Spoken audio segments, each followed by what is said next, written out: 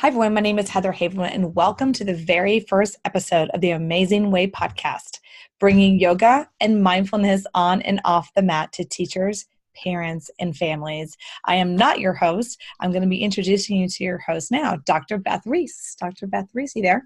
Hey, hi, Heather. How are you? Welcome. Well, thank you so much for this honor to interview you on your podcast, which is kind of fun.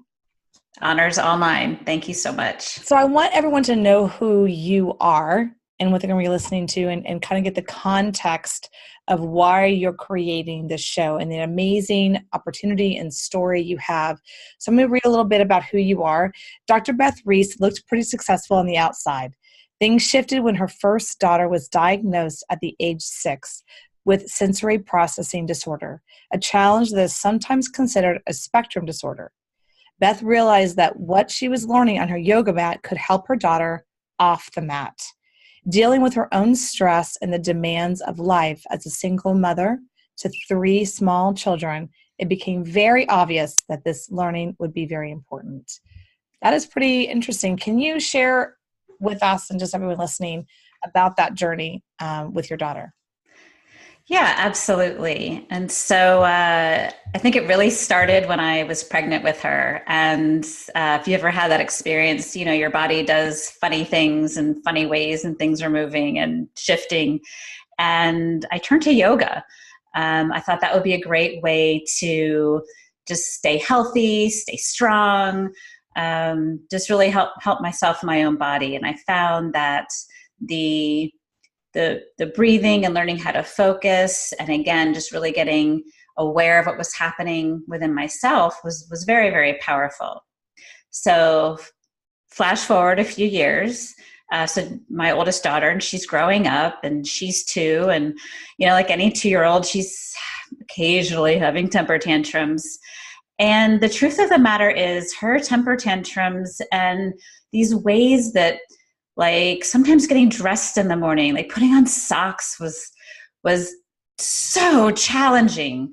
And so this is going on, and I felt often like she was just like an uncomfortable, a joyous child, but often having a lot of moments, a lot of temper tantrums and angry. And she was my first kiddo, so I didn't know any better. And then there's this one moment in particular when it was actually the Salt Lake City airport, and I could see that she was getting revved up.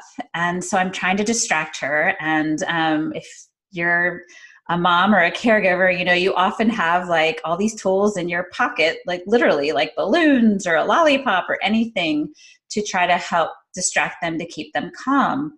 And on this particular day, I am in the food court getting something to eat for me and my kids. And she is so angry, she starts throwing a chair at me and then another chair. And Heather, I promise you the feelings I had of heated anger and like embarrassment and what are all these people thinking? And I'm thinking, that voice in my head is like, worst mom ever, like get your kid under control. And it was awful. I was sad. I was frustrated. And again, just really feeling like I must be the worst mom on the whole planet, that my child is throwing a chair at me. Wow. So I was able to get her in a way to come with me to the bathroom. And then we sat on opposite ends of the bathroom.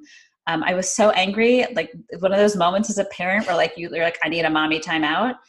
I was angry. She was angry. And I had strangers coming up to me, and I was crying, and they were hugging me like, you're going to be okay. And I'm thinking, no, I'm not going to be okay. Right. It was awful.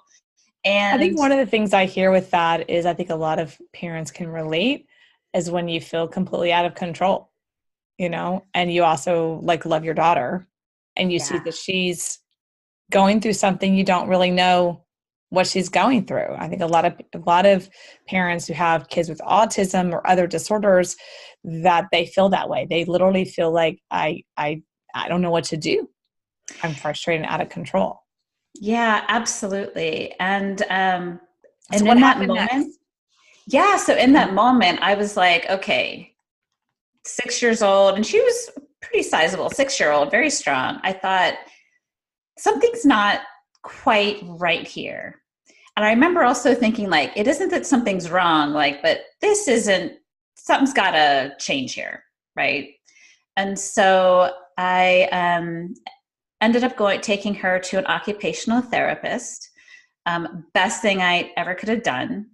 And I remember in that moment, the therapist saying, so my diagnosis, and based on a lot of things, a lot of tests, is that she has sensory processing disorder, sometimes considered on the spectrum. And what that means is for her is, if you can imagine your central nervous system having like the foot on the accelerator to your central nervous system, and like you're getting a little bit more angry and angry and angry, but the foot is like pinned to the accelerator and you can't get it off. And so that's what happens with a lot of people who have sensory processing. Sometimes it's called sensory integration disorder. And it's like they get so revved up, like it's really hard to break the cycle. And what this woman said to us in this moment is, she said to my daughter, what I want you to know is you won't grow out of this. You'll have to grow into it. And then she turned and looked at me and said, and there are a lot of tools we can develop to fill her toolbox. And as she started to share that, some of them were like breathing and learning how to compress your joints and muscles. And this light bulb went off. And I thought, well, that sounds a lot of like what I do on my yoga mats.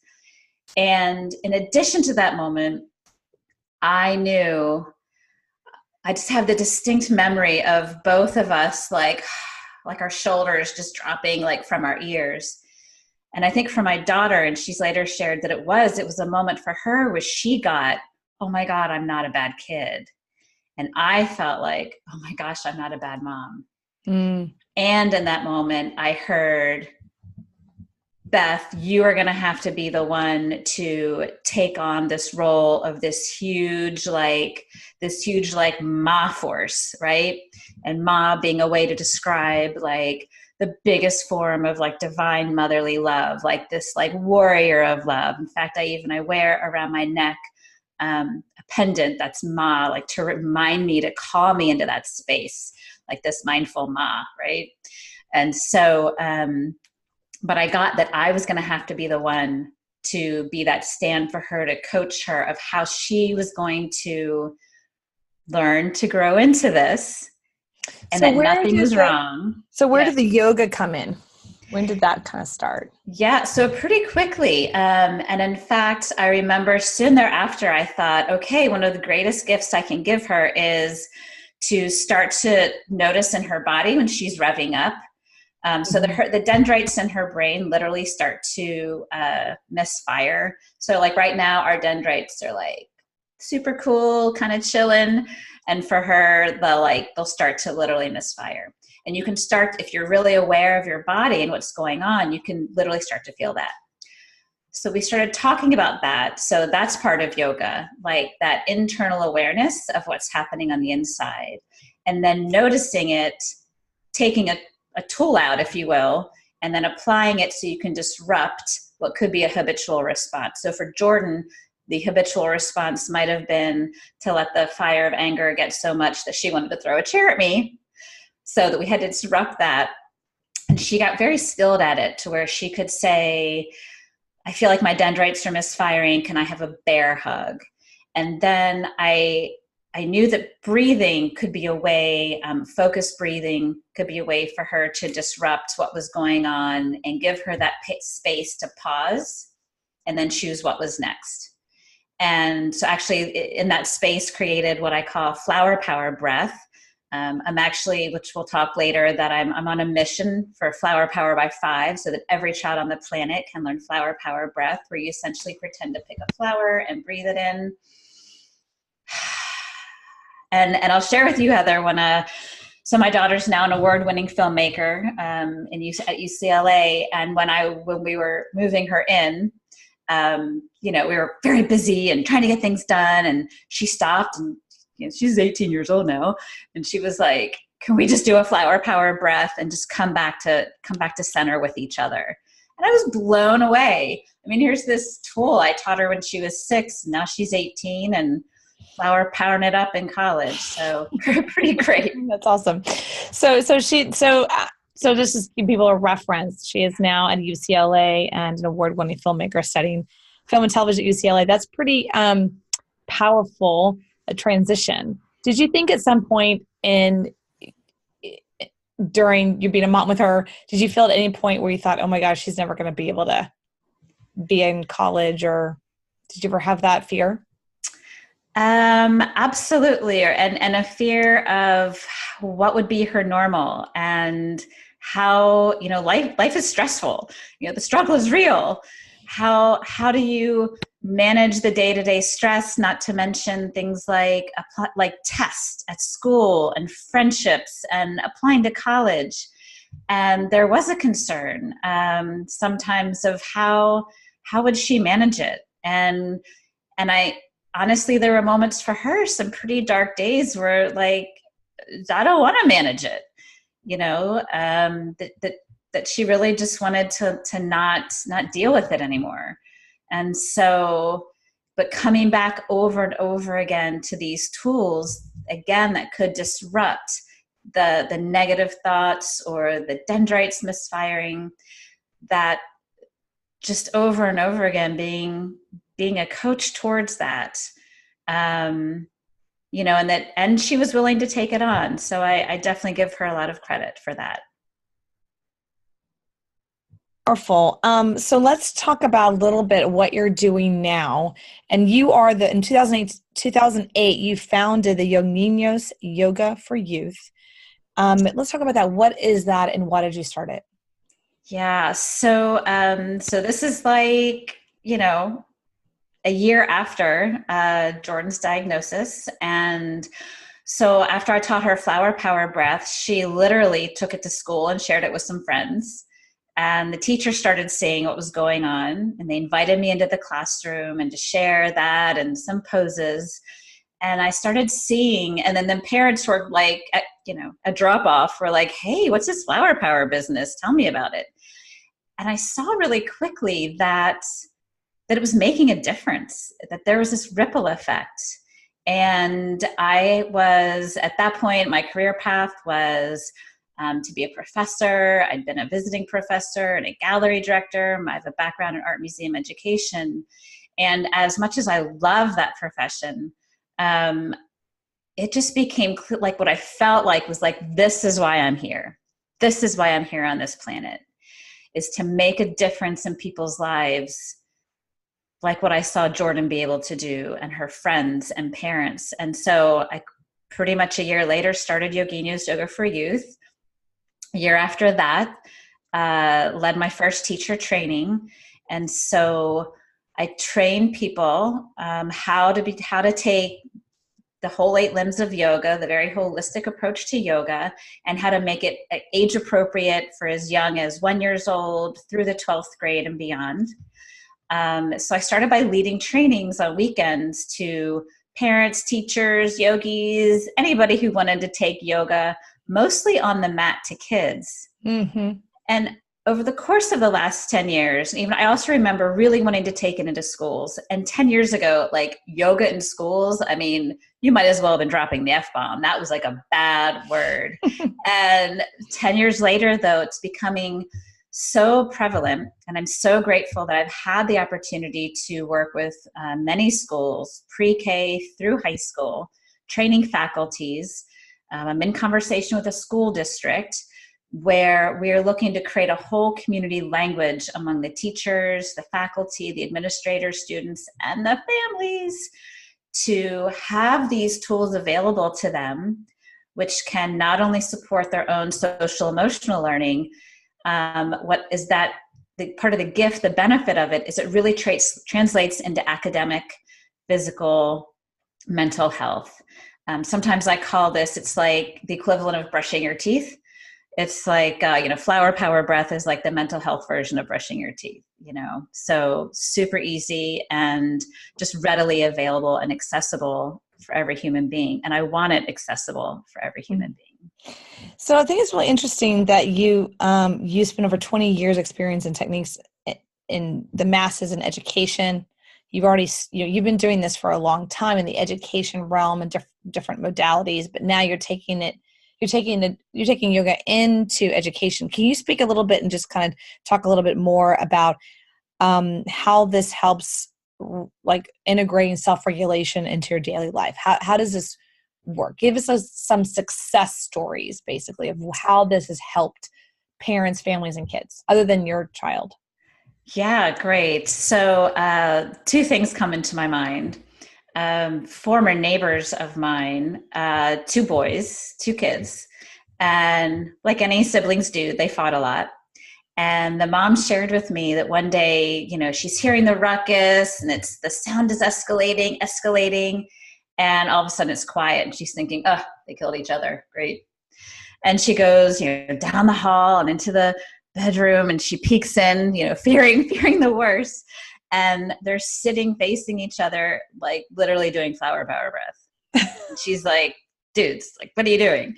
And they're like, well,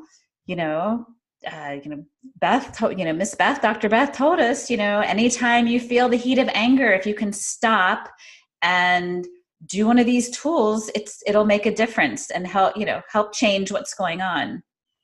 So when we think about self-regulation, it's that idea, again, that awareness of I'm not feeling or I'm about to not act the way I want to act. Using one of these tools, whether it's a breath or even just pressing your hands together or giving yourself that like Shanti hug, the peace hug, but something that changes what's happening internally. So often when we get really emotional, our brain really shifts and wants to go to freeze, fight, flight. So if we can identify it, create the pause, and then create our response, that's all about that self-regulation tool. So those two boys, that's one story I love. Okay. Another one I love is when I was teaching yoga full-time at an elementary school, I gave the students, went into the classrooms, gave the teachers and students simple tools they could do. So if you felt a little bit tired, you could, take your arms up, power arms. This is I call it like a sip of green tea. Give yourself a little energy. Or if you're feeling nervous, you could do something like hand hat. Just put your hands on top of your head and it sends like a calming energy through your body. And after the state assessment test, one of the students came and said, Dr. Reese, oh my gosh, it worked. And I was like, what worked? And she said, just like you said, I sat down to take the test and I got really nervous. And I started pulling out flower power breath and hand hat, and my body calmed down and I felt my brain shift and get focused. And she was like, I rocked that test. And what's especially remarkable to me about this particular student is, a week before she was in foster care for the weekend.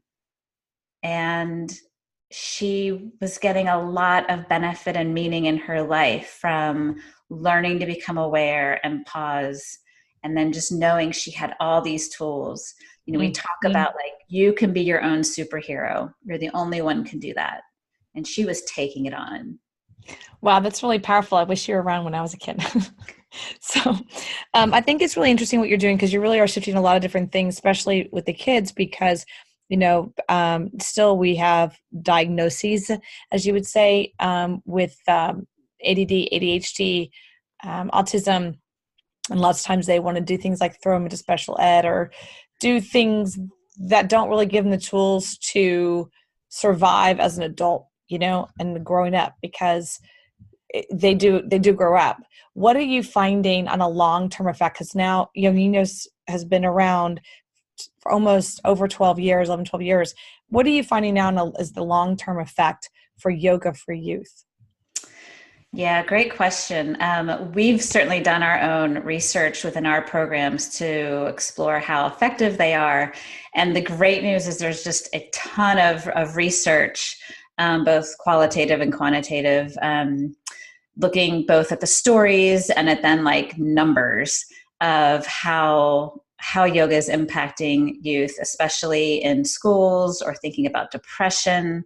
And the data really supports, Heather, that having these tools to shift how you're feeling, there's a lot out there about creating 3 to 5 minutes a day of just quiet with mindful meditation, really creates kind of this muscle for building, really changing your brain, so that it's like, I often use, like, if you think about a basketball player like James Harden, who like just hits 3-pointer after 3-pointer, right? Well, he does that because of practice, and the practice of being still and quiet 3 to 5 minutes a day and having some of these tools in your pocket, that it literally helps your brain change to be more responsive than reactive.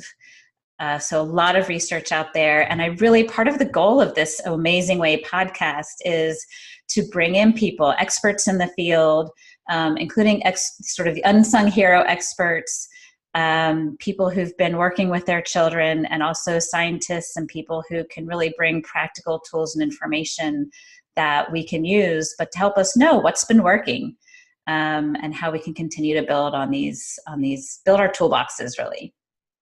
I love the fact that you have different tools for people. So let's talk about the podcast. You're launching this new podcast, the OHMazing Way Podcast, bringing yoga and mindfulness on and off the mat to teachers, parents, and families. One question: why? Why? So if you can imagine being in that airport, with having chairs thrown at you and just that awful feeling. And I felt awful. She felt awful. People around us felt awful. And it was preventative. It was, if I had known already, and not without making myself wrong, but if I'd already had those tools, like, that wouldn't have happened. And so when I think about kids today, and I think about parents and teachers and families and all that we have on our plates, and if learning ththese tools, especially at a young age, if we can learn these tools and start weaving them at an early age. So, imagine like if everybody in the world had flower power, so that people can really help be exactly who they say they want to be. Because so often we get overtaken with the emotion or the reaction. And of course, we all know sometimes reactions can be violent and not be at all who we really want to be. Mm-hmm. So the goal of all this work is to help every human being have the tools, because different tools work for different, situations, but to have that available to them so that they can be home in their own skin, that they can be the best version of themselves, mm-hmm. amidst any circumstance. Mm-hmm. I really love what you're creating and the change in the world that you're creating, because honestly, I know that when I grew up and other people I knew grew up, they use pills, a lot to change, and they're trying to change the chemistry. And what I love about your story is how your daughter at the young age of 6 or 7 at the occupational therapist's office said, "Oh, I'm not a bad kid."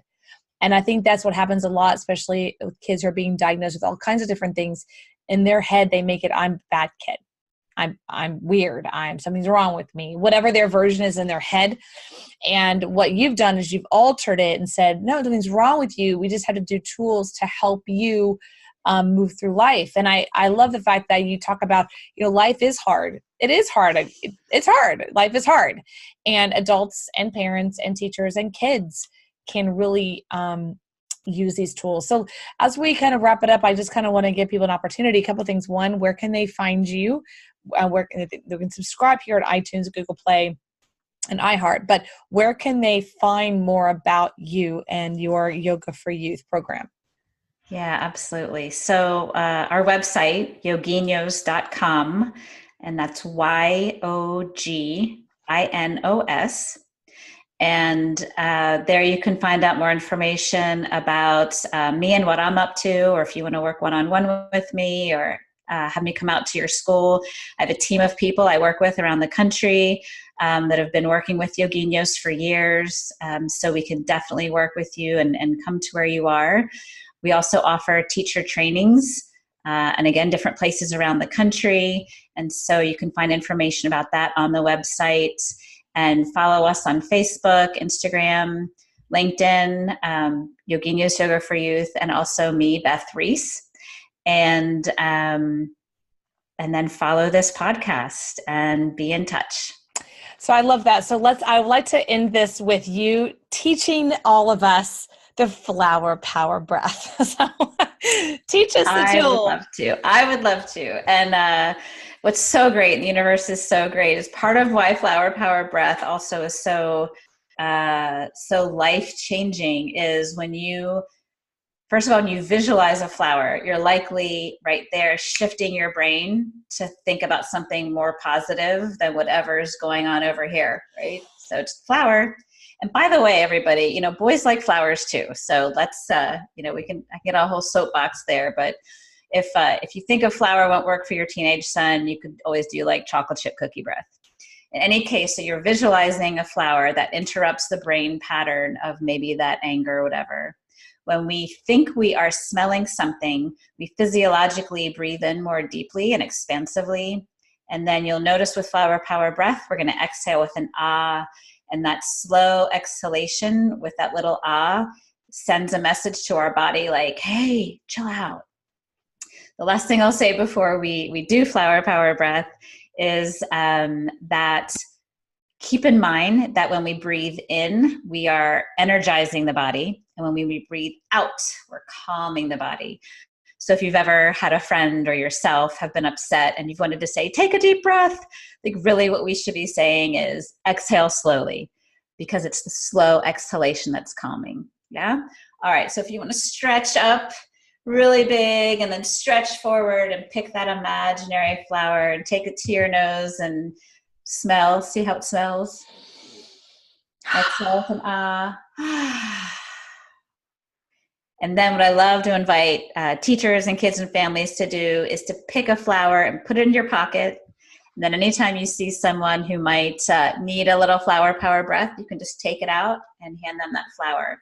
My favorite is when I'm teaching and a kid will say, do you need a flower? Here's one.